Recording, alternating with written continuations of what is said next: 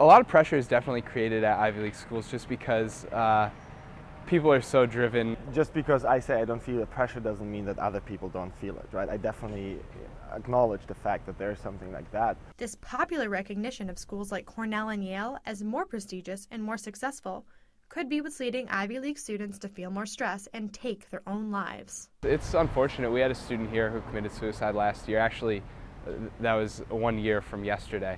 And obviously it's unfortunate, and you wish people would talk about these things before they take those kinds of actions. Now, despite popular beliefs, Yale University students don't believe that attending an Ivy League university and the added academic pressure that comes with it leads students to become depressed and even commit suicide. And academics argue that suicide is more prominent during the college age regardless if the individual is attending an Ivy League school or not. Suicide rates are even high among college-age people who choose not to attend college at all. The CDC says that for all young adults ages 15 to 24, 12 out of every 100,000 commit suicide each year, and there are approximately 100 to 200 attempts for every suicide that's completed. Quinnipiac University professor Juan Lee went to Yale and is currently attending Columbia. Both are Ivy League schools. He says the media are to blame for making Ivy League schools look bad, when in fact, suicides occur at non-Ivy League schools too.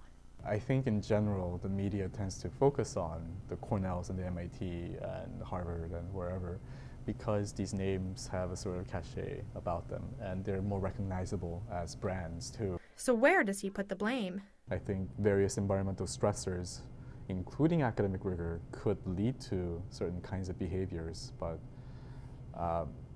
I think it's a sort of caricature to say that because these students study hard, they must be inclined to kill themselves. In spite of all the pressure put on college-age students, Jonathan Greipner, a hardworking Yale student, may have the best advice of all.